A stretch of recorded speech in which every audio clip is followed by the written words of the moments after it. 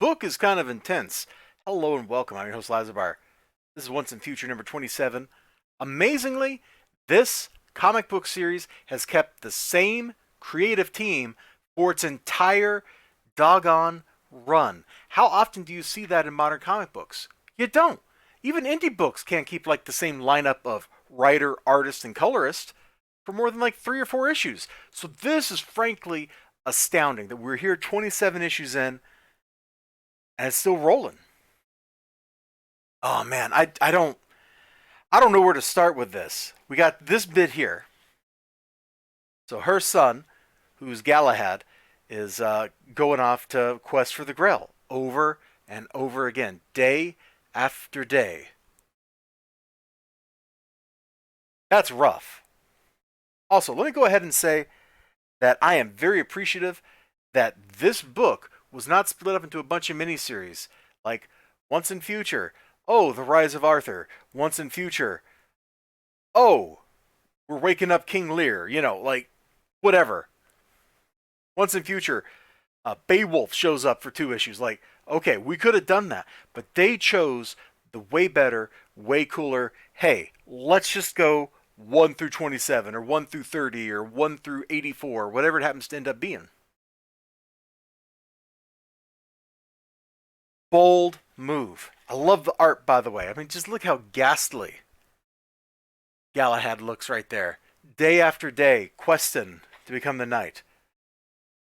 But of course, we got to have a complication. That's right. If I remember right, like the last page of the last issue was the sword and the stone showing up.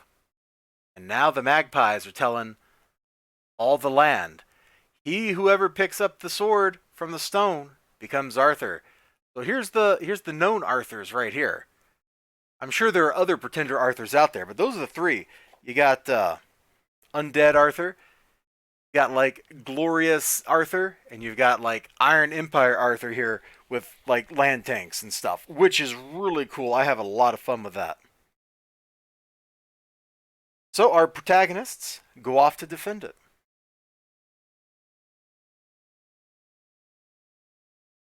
So he's like the home secretary or whatever. There's grandma, the grandson is hanging around, Rose is hanging around, and they're like, yo, what do we do?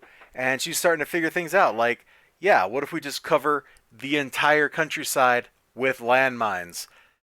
And, geez, I don't even remember where the split point of the book is, where the staple was.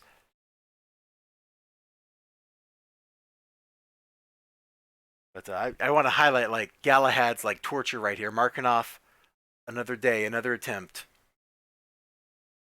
Getting real into, like, what's going on there with him. And then contrasting this like deeply emotional stuff over here, the absolute chaos of Arthur's going to war. Gunfire, explosions, cannon shots, sword fights, all kinds of craziness. It's happening right over here. And it's great. I could have read a comic book that was nothing but this battle, like just 30 pages of explosions, guys fighting with swords. It'd be a really fun movie. Like, come on. Well, I guess you probably don't want to make a movie because there's too much story here for a movie, but you could adapt this into like a, I don't know, 12 episode miniseries or something pretty easily. Imperial Landships. So that's two of the big three Arthurs. The writing's great, by the way. I could do with like a little bit less of people swearing, even if it's censored, but I realize they're British, and that's just how the Brightons roll. Is just like we're gonna swear, we're gonna call cigarettes things you can't say on YouTube, and that's their life. I also like this little snarky comment from Grandma here. Agincourt, Cressy, now the Battle of Hyde Park. French knights never learn. Too true. Too true. Oh gosh, I want to show you. Yeah, it's okay. It's right at the spine. Let's just get it on here. Speaking of Arthur's, here comes Arthur number 3 riding a winged demon horse. Come on. Come on. You know you wanted to see that. Even if you didn't think you did, you know you wanted to see that. The book's fantastic. This particular issue, as we get further and further into it, things take a tragic twist by the end, and it feels bad. feels real bad. Made me go, and I kind of wish it hadn't gone down like that. I really do. Great stuff. You should probably start reading Once and Future. Pick up the trades. There've got to be trade paperbacks out there or digitals or something, and you should be reading this because it is fantastic stuff. Playing around with Arthurian myth, along with like crazy, what I call like TV writing, where sometimes people make stupid decisions because it moves the plot along. It's just fun. It's just fun. There's probably something deeper, like a deeper undercurrent here that I'm not really paying attention to, but I'm just having a blast reading it. And I think you might too. Anyway, you all take care of yourselves. You have a great day, great night, whatever you got going on. Hope to see you again next time. Until then, bye bye.